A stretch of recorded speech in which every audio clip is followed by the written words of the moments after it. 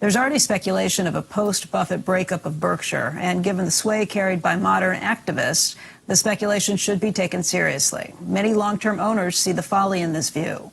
A $25 billion ancillary earnings stream provides a lot of flexibility when investing insurance float. On our and your estate's behalf, could you more forcefully make the case of maintaining Berkshire's current architecture? If you don't, that responsibility will fall on an unknown set of shoulders with far less credibility. Well, if you were to sell Berkshire's various subsidiaries,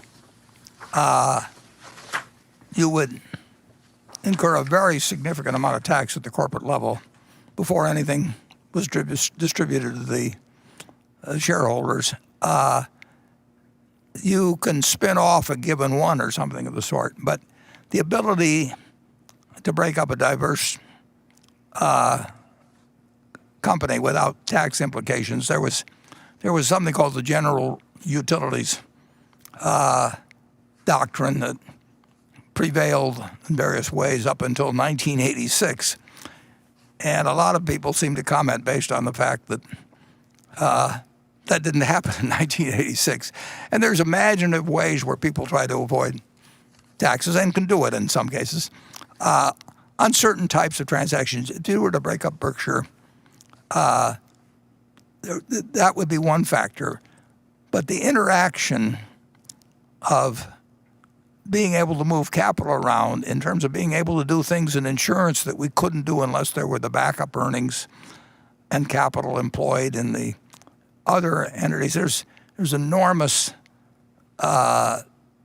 advantages in capital deployment within the place. So there is not a big discount to break up value embodied in Berkshire's price. And the situation actually is that although all my Berkshire shares, every share, will be given to charities pursuant to a plan I developed back 14 years ago and followed ever since and will continue following this July. I'll be giving away $3 billion or so worth of the stock.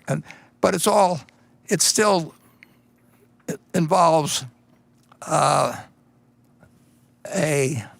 big voting percentage that, including other people that still remain in the picture, aside even from the Buffett family,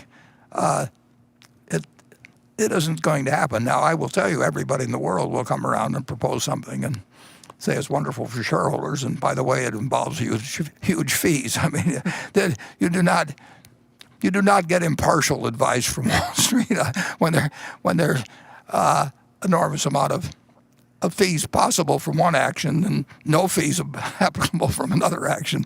But you can be sure I've thought about it, and I would say that you can count on Berkshire's present posture being continued for a long time. I can't tell you what's going to happen 100 years from now, and I can't tell you exactly what would happen, for example, if certain ideas in terms of wealth taxes changed or taxes on foundations change. I mean, but my plan has been thought out and in place for a long time, and it not only ensures that the money that's been made off Berkshire, all of it ends up going to various philanthropies staggered over time, but it also it